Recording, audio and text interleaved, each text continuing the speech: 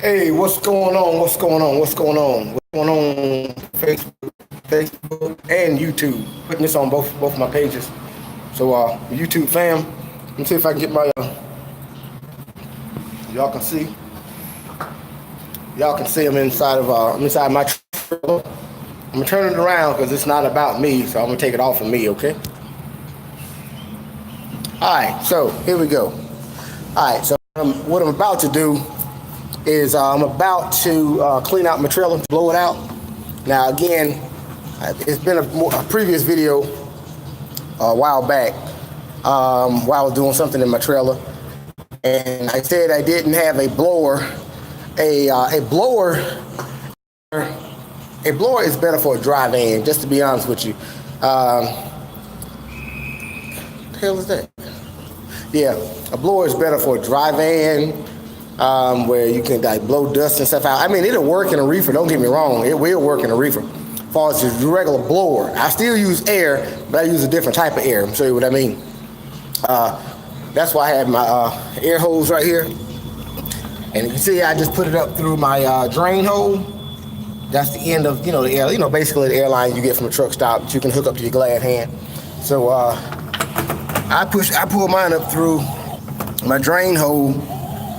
And then I'll go back outside and hook it up to the glad hand for the on the red side to supply air to my hose here. So I'm pulling it all the way through.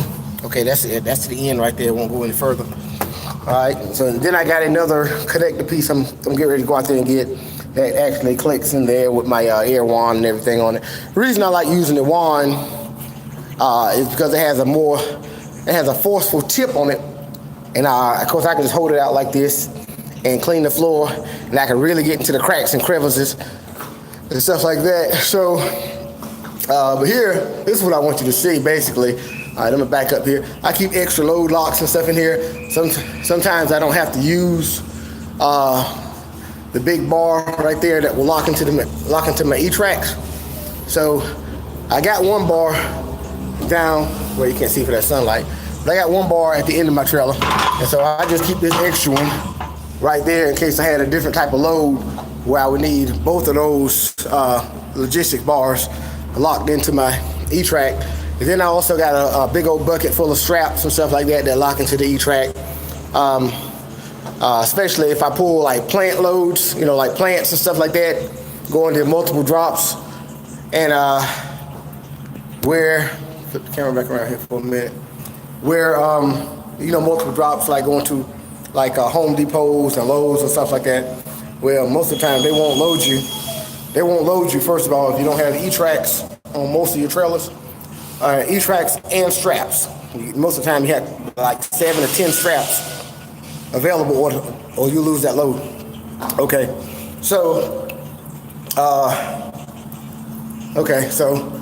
So anyway, so yeah, like I said, I keep some load locks and stuff back here, just extra. That way I don't have 6 or 7 load locks at the back of my trailer getting in the way.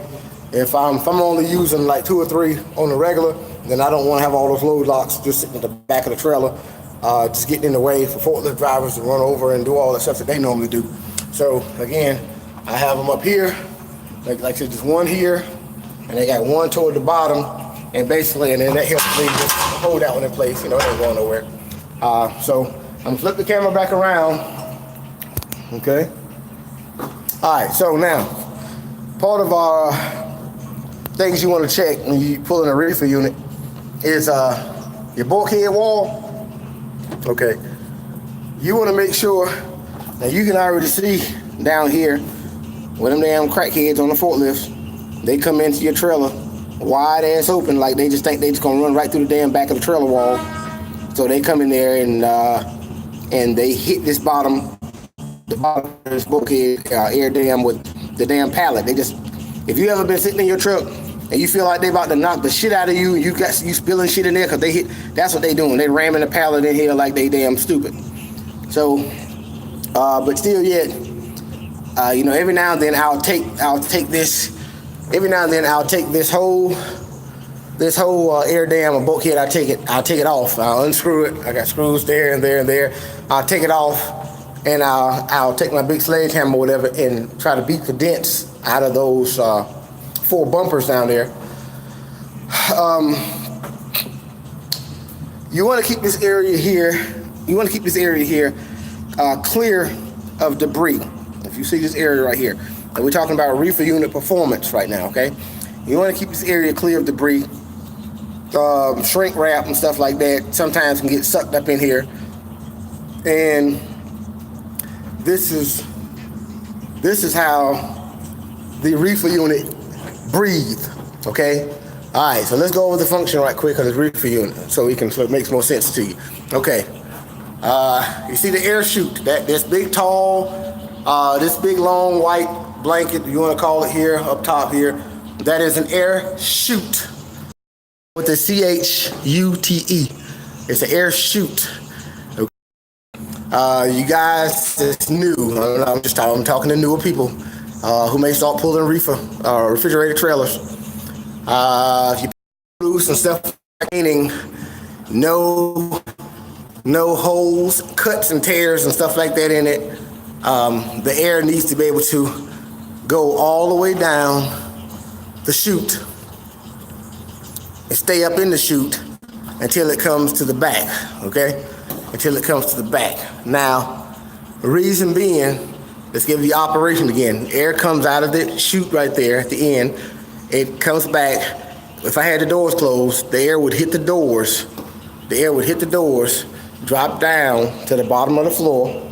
And you see these floors got the channels in them. It's like they grooved. So air would hit the floor. The air will go up through these grooves, and they run up under the product.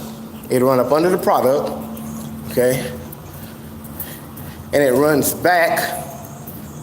It will run back to here where I was telling you about. So if this is all caked up with trash and everything, then the return air it gets vacuumed up. It's a suction. It gets sucked back up into the unit, and that's what tells the microprocessor what the temperature is in the trailer. Well, what the temperature is just returning to the trailer. You have a return temperature, you have an output temperature, and then you have an ambient temperature, which is like outside box temperature. And so the output air would be, for instance, let's say the output air would be, go back to me here for a second. Okay, so the output air going out the chute could be, let's just say 40 degrees. It could be 40 degrees. And your return air may be 60 degrees, because the product has not cooled down yet to the 40 degrees. If that's what it's set on, it has not cooled down yet.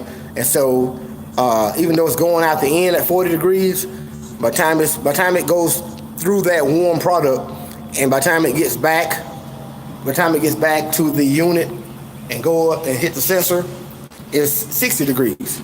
Okay, so it's going to keep running until that return air is reading what it's actually supposed to be set on. Okay, so that's how that cycle works. So you don't want to block. You want to make sure that's free, where your air can cycle its way back up through and make that loop, and have good performance. So that's one thing. Just make sure you keep your air dam up front, or your bulkhead. Make sure you keep it free of all types of debris. Okay, make sure your air chute is in good quality. Like I said, get you a trailer with E-tracks on it, possibly.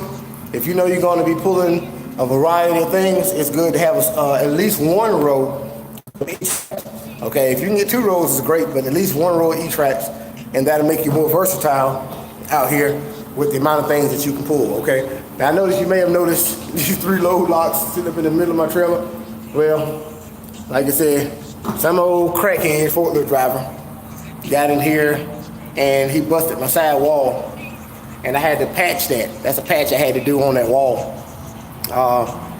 And lately, another forklift driver came through and started dragging product against the wall and peeled it loose a little bit. So I just put some glue on there just now, and I just got these clamps holding on there. I should have got one 2x4, about 2 foot long, and just put the 2x4, on the seam and put one clamp on there. But I just didn't have a 2x4 handy, and so I'm just doing that right now. So that's why those load locks are up there.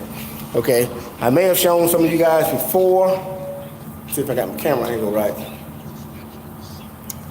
If I got my camera angle right, y'all, I'm sorry. Okay, I'm gonna turn the camera back around. Okay. Okay. I may have shown some of y'all before, but that is a camera up there, and I installed that. It's wireless, and you can see the short antenna on there.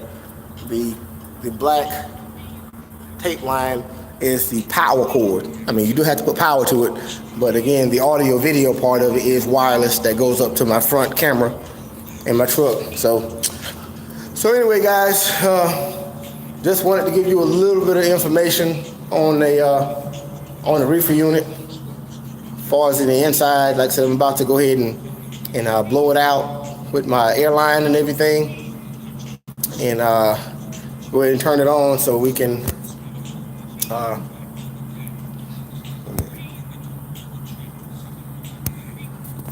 right, go ahead and the other way.